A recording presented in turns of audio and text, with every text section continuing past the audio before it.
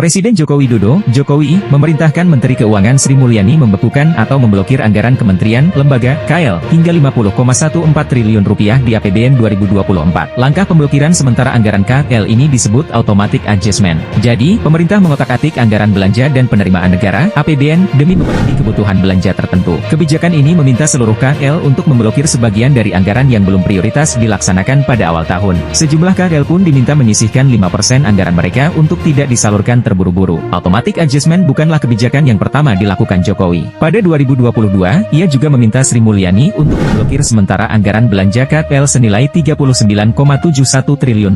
Saat itu, refocusing anggaran itu dilakukan guna mengantisipasi pandemi COVID-19.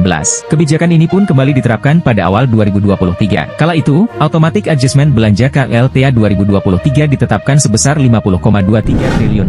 Kebijakan itu diambil guna menghadapi kondisi ketidakpastian ekonomi global dan gejolak geopolitik. Sementara, untuk kebijakan blokir anggaran tahun ini yang sebesar Rp50,14 triliun, pemerintah berdalih itu untuk mengantisipasi krisis tak terduga. Sesuai arahan Presiden saat penyerahan DIPA tahun 2024, saat ini kondisi geopolitik global yang dinamis berpotensi mempengaruhi perekonomian dunia, sehingga perlu diantisipasi potensi atau kemungkinan-kemungkinan yang dapat terjadi di 2024. Ujar Kepala Biro Komunikasi dan Layanan Informasi Kemenkeu Denny Surjantoro dalam keterangan tertulis kepada awak media, Jumat 2 Februari. Denny menekankan anggaran yang diblokir akan tetap ada di daftar isian pelaksanaan anggaran, DIPA, masing-masing KL. Hanya saja tidak bisa dibelanjakan langsung di awal tahun. Tujuannya, melatih KL agar bisa membuat prioritas program dan tidak jor-joran menggunakan anggaran. Pada dasarnya, anggaran yang terkena automatic adjustment masih tetap berada di KL, katanya. Menteri Koordinator Bidang Perekonomian Airlangga Hartarto mengatakan automatic adjustment tahun ini salah satunya demi meningkatkan anggaran subsidi pupuk. Itu tekniknya ada bermacam-macam cara. Salah satunya automatic adjustment, katanya di Kemenko Perekonomian, Senin 5 Februari. Airlangga mengatakan anggaran subsidi pupuk memang perlu ditambah karena saat ini masuk musim tanam. Dengan anggaran awal yang ditetapkan sebesar Rp26 triliun, katanya, hanya cukup untuk 5,7 juta petani. Oleh karena itu, pemerintah menambah anggaran sebesar Rp14 triliun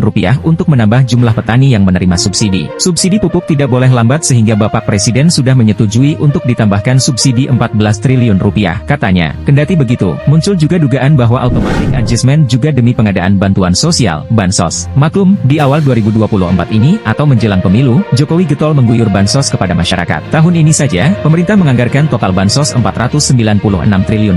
Angka ini naik Rp20 triliun dari anggaran 2023 yang sebesar Rp476 triliun.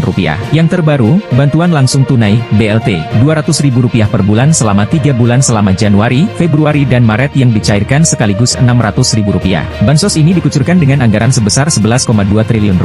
Diberikan sekaligus pada Februari 2024 kepada 18 juta keluarga penerima manfaat KPM. Kemenkeu memang bakal mengotak-atik program yang ada APBN untuk memenuhi dana Bansos terbaru Jokowi, yang diumumkan akhir Januari lalu.